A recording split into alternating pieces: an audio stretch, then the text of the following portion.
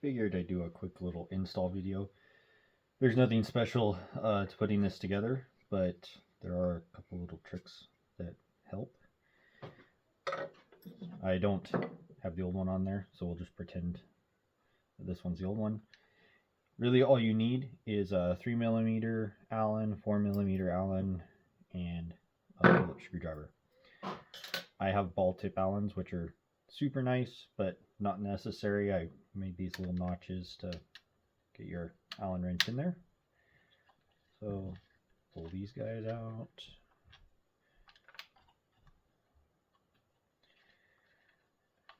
I should have stated the first most important thing. Turn the choke on. That closes the choke butterfly and make sure that it's out of the way when you remove the old one and put the new one in. That's probably the most important thing to not fighting it. Take out the two large Allens. Make sure, of course, and clean all this before you do that so that you don't get stuff in the carburetor.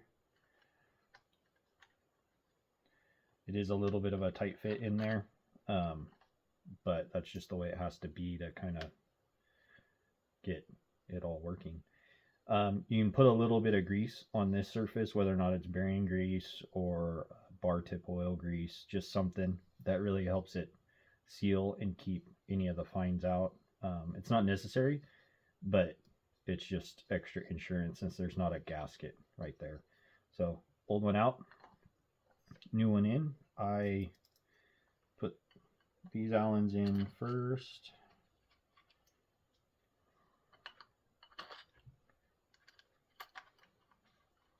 And I just kind of run them in by hand, just barely.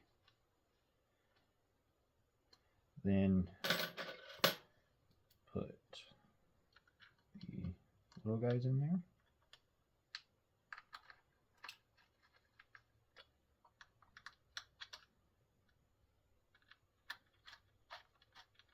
And again, just run them down by hand. Then I cinch these guys up first so it's nice and snug against the carburetor. Then come back down and do these two little support Allens. Then the top cover, it's got a little bit of wiggle play to help it just line up when you suck it all together. So when you put this screw in, which is really only there to keep this, like if you take the cover off to clean the filter or whatnot, that just keeps this on here. It really doesn't do anything other than just keep it in place when you have the top cover off.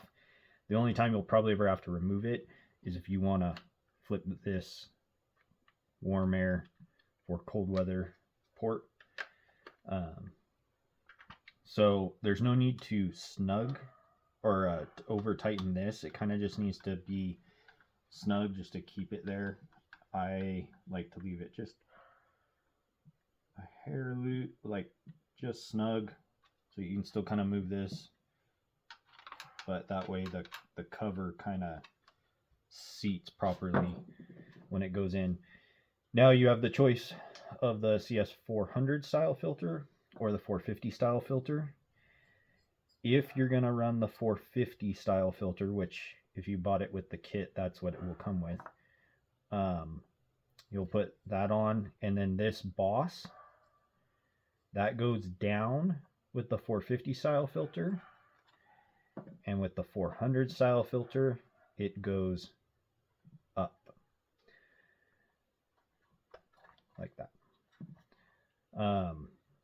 And then I normally put some grease just a little bit also around here and around here on the filters. That again just kind of is preventative. It's just an extra precaution that's nice. Used to ride motorcycles in the desert, and that's what we did to all our filters to try and make sure and seal them up from the sand. So we're putting the 450 style filter on, boss down. It's ovaled and indexed, so it'll only go in one way, and then cover on. Now this screw does suck this all together, so don't be worried to snug it up a little bit. And it'll kind of just come to a point where it stops. And then everything's on there good. And you are set. If you have any questions, let me know.